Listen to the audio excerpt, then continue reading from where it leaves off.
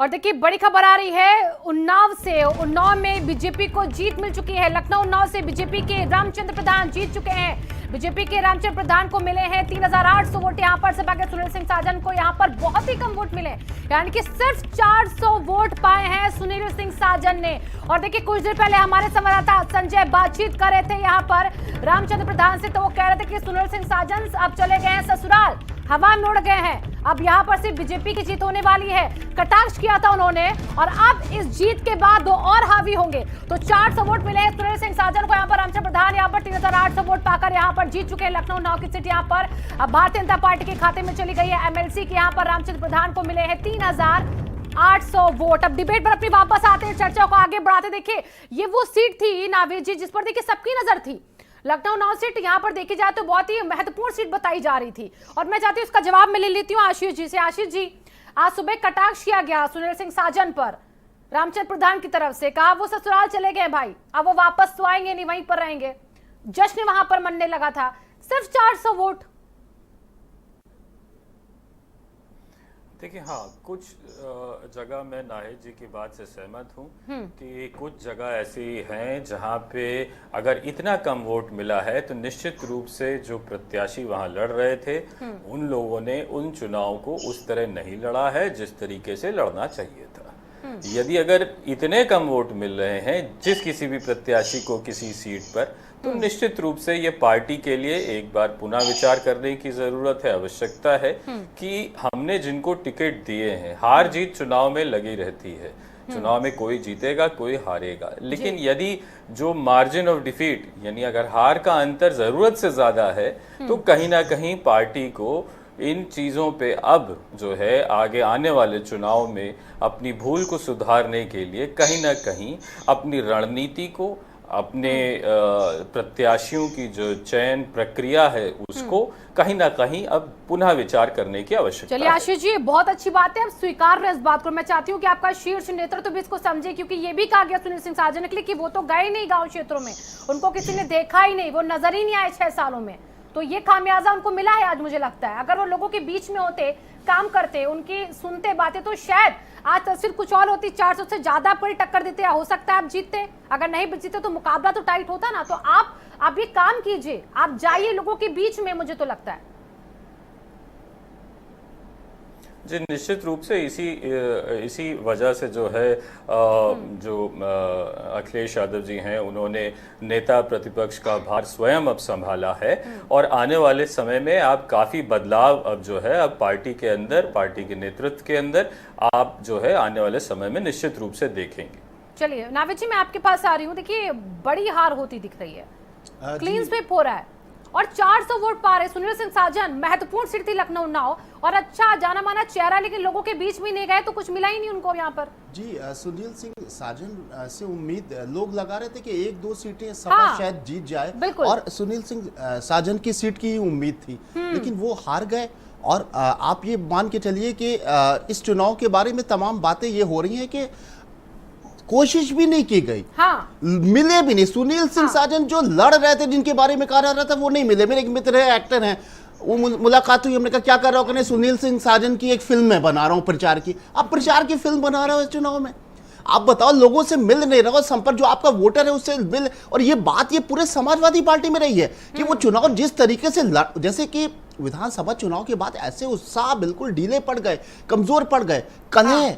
अब देखिए किसी को किसी राजनीतिक दल से कोई दिलचस्पी नहीं है। हम लोग जितने लोग बैठे हैं इस पैनल में, शायद किसी का पर्सनल अटैचमेंट किसी नहीं, ना भाजपा से, ना सपा से, ना कांग्रेस से। लेकिन तकलीफ इस बात की होती है कि हमारी लोकतांत्रिक व्यवस्था, कोई भी सरकार हो, ताकतवर सरकार हो, ये हमारे लिए अच्छी बात है, लेकिन विपक्ष भी ताकतवर हो। अगर विपक्ष शून्य की तरफ जा रहा होता है तो लगता है कि ये मैं समझता हूं कि लोकतांत्रिक जो एक जो वो है वो कहीं ना कहीं कमजोर पड़ता है। समाजवादी पार्टी एक इकलौती पार्टी बची थी जो लड़ती थी। मतलब इस चुनाव में विधानसभा में देखिए जो नतीजे आए कांग्रेस के और बसपा के, उसके बाद ये हुआ कि भाई विपक्षी दल के तौर पर है, ये जनता की आवाज उठाएगी, ये कहीं ना कहीं नजर आएगी, सड़क पे नजर आएगी। अगर सत्ता से कोई खामी होती है, अगर सत्ता से कोई चूक होती है, अगर जन अपेक्षाएं सत्ता नहीं करती है, तो एक उम्मीद होती है विपक्षी दल से। देखिए, समाजवादी पार्टी अगर जीरो की तरफ चली जाएगी तो इस देश में, इस उत्तर प्रदेश जो इतना बड़ा सूबा है, वहां पर विपक्षी दल ही नहीं होगा। अभी इस वक्त देखिए, कड़वी सच्चाई है, हमें कोई, मैं बार बार कह रहा हूं, किसी से कोई दिलचस्पी नहीं है,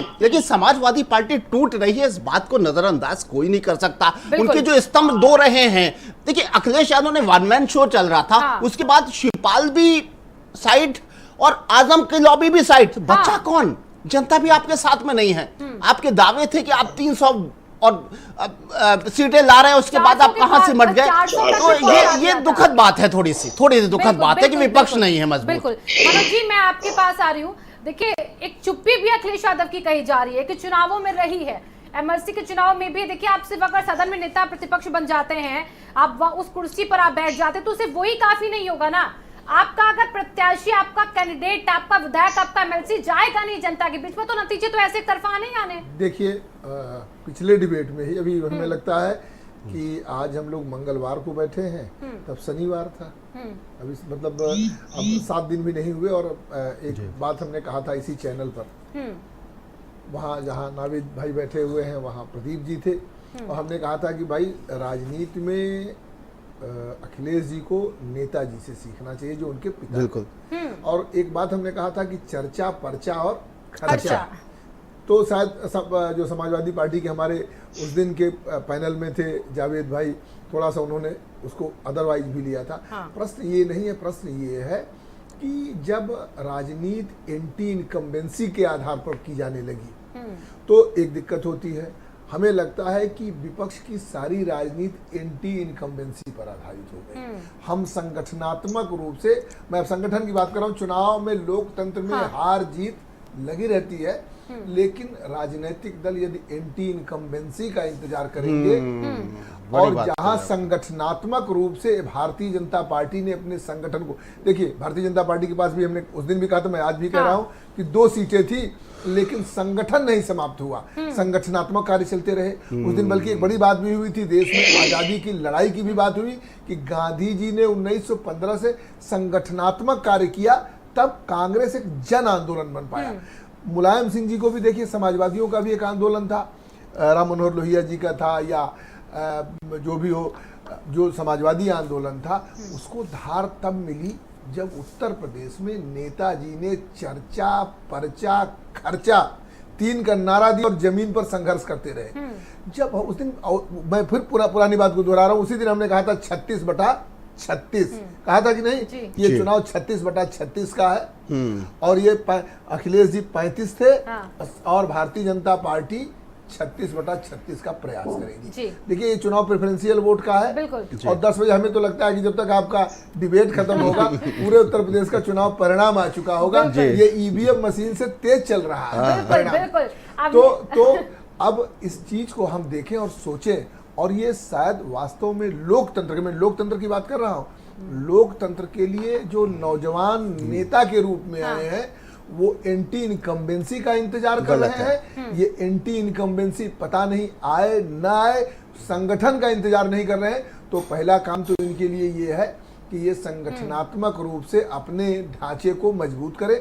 इनका ढांचा चरमरा रहा है, पहली बात। दूसरी बात कि अपना कंसेप्ट क्लियर कर लें कि हमें, जैसे अंदर खाने में चाहती हूँ, बड़ी खबर है, काउंटिंग ब्रेकिंग दर्शकों को बता दे, लखनऊ बैराज श्रावस्ती में बीजेपी की प्रज्ञा त्रिपाठी जीती है। बड़ी खबर देखिए, लगातार दर्शकों को बता रहे, रायबरेली से बीजेपी के दिनेश प्रताप सिंह जीत गए हैं, और जौनपुर से बीजेपी प्रत्याशी ब्रजेश सिंह प्रिंशु यहाँ पर जीत चुके हैं।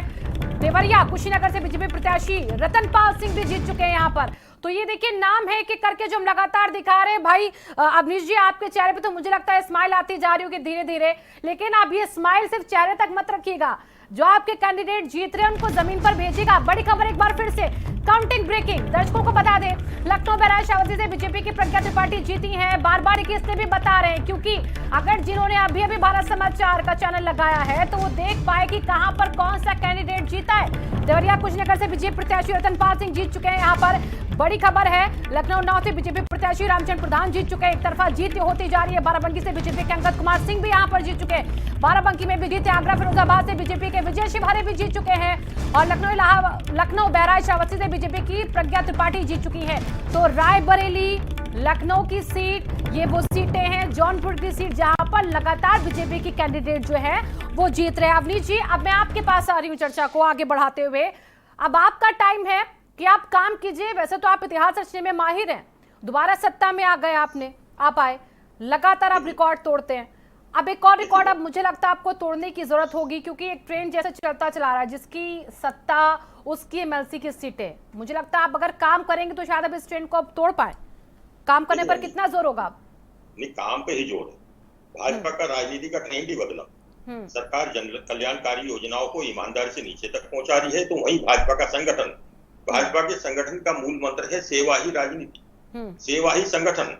हमने ये सिद्ध करके दिखाया। कोरोना काल में भाजपा का एक एक कार्यकर्ता गांव घर घर गया, गरीब की जरूरत है, दवाई की जरूरत है, खाने की जरूरत है, उसकी मदद करिए। तो हमने राजनीति का ट्रेंड जो है वो सेवा से जोड़ा है। हमारे पास संगठन में एक बहुत मजबूत ढांचा बूथ स्तर तक खड़ा हुआ है, जो सेवा भाव से राजनीति करने के इरादे से आया है, ना कि सत्ता कब्जाने से। सेवा के जरिए राजनीति के जरिए सत्ता, ये मूल मंत्र से जब हम काम कर रहे हैं तो हम जनता के दिलों में घर बना पाए।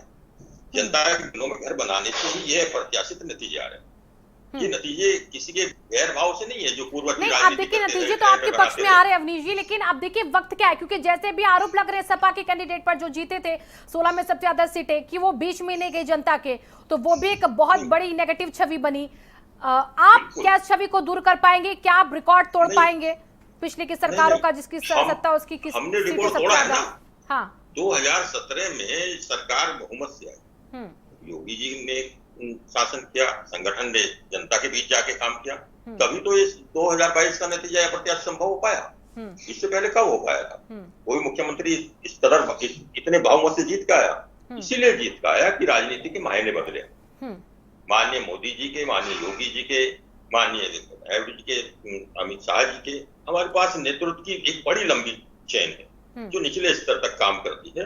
तो वो काम करा है, वो जनता का दिल जीता है, सबका विकास और सबका विश्वास के साथ जीता है। तो हम बदल के आए ना, राजनीति का मायने बदल दिया। चलिए ठीक है, अब मैं आ रही हूँ आशीष जी आपके पास।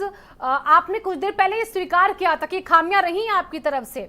अगर ये इतने कम वोट आपकी पार्टी के मेंबर्स जो प्रत्याशी कैंडिडेट अगर उनको मिल रहे हैं तो इस पर विचार करना होगा, लेकिन इसके साथ साथ आपने रणनीति जो बनाई उस रणनीति पर भी सवाल खड़े हो गए एमएलसी के चुनावों में, कि आपके बहुत से कैंडिडेट ऐसे रहे जिन्होंने अपनी स्वेच्छा से जो अपना पर्चा था वो वापस ले लिया, नाम वापस ले लिया, बीजेपी के कैंडिडेट के पास जाकर बैठने लग गए, उनके आपसी जो लोग हैं उनके पास जाकर बैठने लग गए।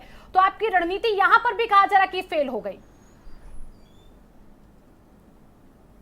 देखिए, मैंने अभी जैसा कहा था कि जो पार्टी है अब उसको अपने जो चयन प्रक्रिया है प्रत्याशियों की, कहीं ना कहीं उस पर भी पुनः विचार करने की आवश्यकता है। जो हाल में अभी चुनाव हुए उत्तर प्रदेश विधानसभा के, उसमें भारतीय जनता पार्टी को लगभग 41% वोट मिला। हाँ। यानी जो 100 व्यक्ति वोट डालने गए उसमें 41 लोगों ने जो है भारतीय जनता पार्टी की सरकार बने उसके लिए वोट डाला, 59 लोगों ने उसके खिलाफ वोट डाला कि उसकी सरकार ना बने। ये वोटिंग का रेशियो रहा, लेकिन क्योंकि वो 59% वोट जो है वो कहीं ना कहीं बटा, उसका फायदा भारतीय जनता पार्टी की सत्ता को मिलता है और वो एक अच्छे बहुमत के साथ अपनी सरकार बनाती है। वहीं समाजवादी पार्टी 86 सीटें ऐसी हैं, 86 सीट्स, जिन पे 200 से 2000 वोटों से हम हार जाते हैं।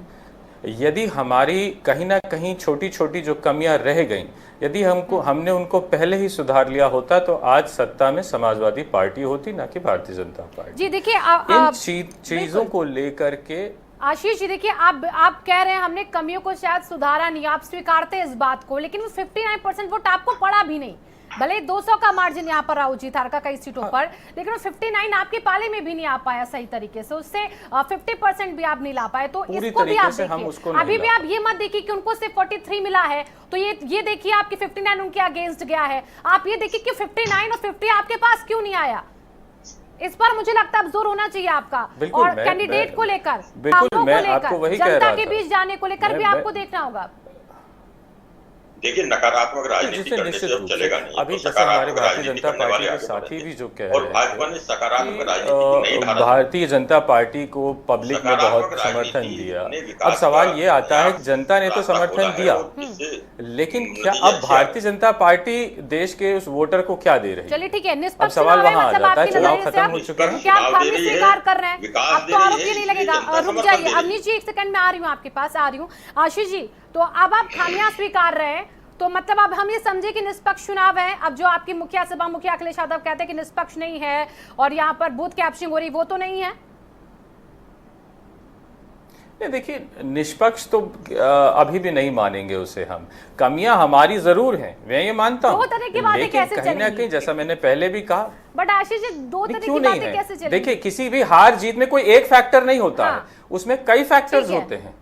ठीक है, किसी की भी हार होती है या जीत होती है तो उसमें कोई एक वजह नहीं होती कि इस वजह से ये जीत गया या इस वजह से हार गया। उसमें कई फैक्टर्स होते हैं। जहां भारतीय जनता पार्टी को उसके सत्ता में होने का फायदा मिल रहा है, जो वो दबाव बना रही है उसका फायदा मिल रहा है, जहां हमारी कुछ कमजोरियां रह गई उसका भी फायदा मिल रहा है। तो ये दबाव का जिक्र किया गया फैक्टर्स हैं आशीष वो जी, तो काम कर आपने रहे हैं। सुना होगा नावेद जी को भी सुना। उन्होंने कहा कि आपके सिपाही इतने कमजोर निकले, दबाव में आ जाते हैं, वो इतने कमजोर हैं वो, फिर ऐसे सिपाहियों को आप क्यों भर्ती कर रहे हैं अपनी सेना में?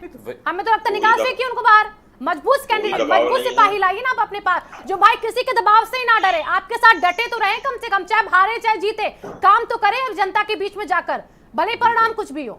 सिपाहियों पर गौर करने की जरूरत होगी ना अब तो आपको। बिल्कुल, मैं इससे दबे कैसे? मैं इससे हाँ बिल्कुल, मैं पूरी तरह सहमत हूँ। हाँ। मैं पूरी तरह सहमत हूँ इस बात से। चलिए ठीक है, बहुत देर से अवनीश जी कुछ कह रहे थे। अवनीश जी बताए क्या क्या कहना चाहते हैं? सुनील, अगर ये दबाव की बातें कह रहे हैं, ये कोई भी कह रहा है, दबाव कहीं नहीं था। देखिए, सुनील साजन जैसे व्यक्ति जो इतने बड़े नेता थे समाजवादी पार्टी के, मेन टीम के लोग थे, जो मुख्य 9 रत्न है उनमें से शामिल थे, अगर वो दबाव में आ गए तो फिर क्या दबाव में आ गए? कैसे दबाव में आ गए? वो कोई दबाव ही नहीं है। दबाव उनका जनता में ना जाने की वजह से उन पे साइकोलॉजिकल दबाव था, जिससे वो जनता के बीच नहीं गए। 6 साल मिला था उनको काम करने के, 6 साल में काम करते तो वो लड़ते। अभी मेरे साथी ने स्वीकारा कि नावेद जी कह रहे हैं कि वो नहीं गए, जनता के बीच ही नहीं गए, वो यहीं बैठे रहे, लखनऊ में बैठे रहे। जैसे पिछली बार जीत गए थे भोकाल करके, अब गुजारिश भोकाल हो जाएगा, इस बार भोकाल नहीं हुआ। इस बार जनप्रतिनिधियों ने केवल उनको वोट दिया जिन्होंने जनता के बीच में रह के उन जनप्रतिनिधियों का काम करा तो उन्हें वोट मिला। चलिए नावेद जी, मैं आपके पास आ रही हूँ। देखिए, सिर्फ टीवी पर बैठकर बयान देना, सत्ता पक्ष के लिए बोलना और ट्वीट करना, क्या सिर्फ इतना ही काफी होता है एक बड़े चेहरे के लिए? नहीं, इससे काम नहीं चलता है। ये 10% हो सकता है, 5% हो सकता है, 90%, 95%। 2 चीज़ें होती हैं। ज़मीन पर आना ये तो ज़रूरी है, ये सबको ये कहता है। समाजवादी पार्टी ज़मीनी राजनीतिक दल रहा है, इसलिए ज़्यादा अपेक्षाएं रही हैं और वो ज़मीन पर उतना नज़र नहीं आया, जिसका कारण कुछ भी हो सकता है। वो डर जाते हैं, उनको FIR से डर लगता है, उनको जेल जाने से डर लगता है, ये बातें हो सकती हैं। लेकिन इस बात को मानना पड़ेगा कि एक सबसे बड़ी कमी जो मुझे समाजवादी पार्टी में नजर आ रही है, सामंजस्य, एक कंट्रोल, एक इतने बड़े संगठन को संभालने में। देखिए, इस बात में कोई शक नहीं है। अब ये कहा जाए कि लोगों की बोली बदल गई, मैं इस बात को स्वीकार करता हूं। चुनाव से पहले मैं भी इस बात की तारीफ कर रहा था कि अखिलेश यादव में कई मायने में परिपक्वता नजर आई, और मैं फिर इस बात को रिपीट कर रहा हूं। अखिलेश यादव चुनाव अच्छा लड़े थे, उनके अंदर कई परिपक्वता नजर आई थी और इस पे कोई शक नहीं है। लेकिन कुछ कमियां, जिसको तब भी कहा जा रहा था जब नहीं हारे थे, जब नतीजे नहीं आए, तो अभी भी कह रहे हैं कि दल को तो उन्होंने, पूरे राजनीतिक दल को, एक समाजवादी पार्टी को अपने हाथ में तो ले लिया है, 1 मैन शो तो चलने लगा है, लेकिन उसको संभाल पाना, उसको संभाल पाना शुरू से, जब से वो राष्ट्रीय अध्यक्ष बने, मुलायम सिंह जी को हटाया गया और तमाम आपस में तकरारें हुई, उसके बाद में वो संभाल नहीं पा रहे। उसके जो उनकी विरासत है, मुलायम सिंह जी ने कई बार ये बात कहा कि देखिए, संयम बहुत बड़ी बात होती है और धैर्य बहुत बड़ी बात होती है, बर्दाश्त करने की ताकत बहुत बड़ी बात होती है राजनेता के लिए। ये अखिलेश जी में नहीं है। वो सामंजस्य इसलिए शायद नहीं बैठा पा रहे। और मनोज जी ने बहुत बेहतरीन बात कही, और ये मैंने भी सुना था कि अखिलेश यादव जी पिछले जो कार्यकाल जो था विपक्षी दल के तौर पर, उन्होंने ये कहा था कि हम आखिर में निकलेंगे अपने करीबी लोगों से, ये मैंने सुना था। और एंटी इनकम्बेंसी जो होगी उसका पूरा फायदा मुझे मिलेगा, क्योंकि अकेले हम ही हैं। एंटी इनकम्बेंसी का आपको फायदा और लीजिए, जरूर लीजिए, लेकिन उसका इंतजार करना और संगठन को मजबूत ना करना। देखिए संगठन तो है समाजवादी पार्टी के पास, और सबसे बड़ा संगठन हमेशा से बहुत ताकत का संगठन रहा है, और बहुत अच्छी सपा की संगठन की क्षमता भी हमेशा इतिहास में अगर जाइए तो अच्छी रही, इसमें कोई शक नहीं है। लेकिन संगठन को संभाल पाना बड़ा मुश्किल होता है, उसमें जातीय समीकरण बिल्कुल होते हैं। जी, आपको रोकना चाहूंगी, बड़ी खबर आ रही है, काउंटिंग ब्रेकिंग। एमएलसी चुनाव से जुड़ी है बाराबंकी से बीजेपी प्रत्याशी अंगद कुमार सिंह आगे चल रहे हैं यहाँ पर, और लखनऊ से बीजेपी के प्रत्याशी रामचंद्र प्रधान तो पहले ही जीत चुके हैं। और देखिए अब यहाँ पर आगे चलने का भी सिलसिला शुरू हो गया, यानी कि जहां पर अभी नतीजे नहीं आए वहां पर भी बीजेपी की कैंडिडेट जो है वो आगे चल रहे। बाराबंकी से बीजेपी प्रत्याशी अंगद कुमार सिंह आगे हैं, तो ये तस्वीर बाराबंकी की देखिए आपके सामने कि वो आगे चल रहे हैं यहाँ पर कैंडिडेट के तौर पर बीजेपी के। मेरठ गाजियाबाद से बीजेपी के धर्मेंद्र भारद्वाज भी आगे चल रहे हैं, और जौनपुर से बीजेपी प्रत्याशी ब्रजेश सिंह पहले ही देखिए वो आगे चल रहे थे, और उसके बाद अब जीत के करीब कहीं ना कहीं वो पहुंचते नजर आ रहे हैं। तो आगे चलने का सिलसिला अभी लगातार बढ़ता जा रहा है। अब मैं आ रही हूँ आपके पास अवनीश जी, आपके कैंडिडेट तो लगातार यहाँ पर लीड बनाए हुए हैं, लेकिन लीड बनाने के साथ साथ अब आपने इसकी रूपरेखा क्या कुछ तैयार करनी शुरू की? क्योंकि बीजेपी पहले से ही काम करती है अपने हर एक काम के लिए। नतीजे आपको पता था कि आपके पक्ष में आएंगे, आपको लगा था कि आपका काम जो है वो बोलेगा, सपा का काम बोलता है कि नहीं बोलता है वो आपको लगा कि फेल हो चुका है, आपका काम बोलता है, लेकिन आप ये कहते रहे हैं। अब आगे क्या आपने तैयारी कर रखी है? किस तरीके से इन एमएलसीओ की भी आप यहाँ पर बराबर जो है आप क्रॉस चेकिंग करेंगे, कैसे इनको जिम्मेदारियां देंगे, किस तरीके से इनके लिए आपने क्या मोटो सेट किया है, क्या एजेंडा सेट किया, जैसे कि विधायकों के लिए सेट किया गया है, इसकी तैयारी हुई आपकी पार्टी में? बिल्कुल तैयारी है। हमारे संगठन का मूल मंत्री सेवा ही संगठन। भाजपा पंक्ति में अंतिम व्यक्ति की सेवा करना चाहती, उसमें काम करती। दिल्ली की सरकार, यूपी की सरकार, जो भी सरकारें हमारी रही हो, उनका यही मूल मंत्र है। हमारा जनप्रतिनिधि, हमारा एक एक कार्यकर्ता जनता के बीच जाके खुले मन से, पूर्वाग्रह से नहीं, पूर्वाग्रह से राजनीति पहले होती थी, वो राजनीति बंद हो चुकी। अब सबका साथ सबका विकास, इस मंत्र से जो जब से काम शुरू हुआ है तो राजनीति के मायने बदले। नए जनप्रतिनिधि आ रहे हैं, नए विधायक विधान परिषद के आ रहे हैं, ये भी निश्चित रूप से उसे काम करेंगे। हमारा कुशल नेतृत्व, हमारा सम्मानित नेतृत्व हमेशा इस चीज में बारीकी नजर रखता है कि जो काम करेगा वो आगे बढ़े। हमारे यहाँ परिवारवाद नहीं है, हमारे यहाँ नहीं है कि 4 आदमी बीच में घेर के बैठ गए उन्हीं की जय बोलो, कैंडिडेट बनाओ वो 400 वोट लेके आए, ऐसा नहीं। जो काम करेगा वो आगे बढ़ेगा, काम करेगा वो जो जनता के बीच जाने का काम, वो काम है, ट्वीट करना काम नहीं है।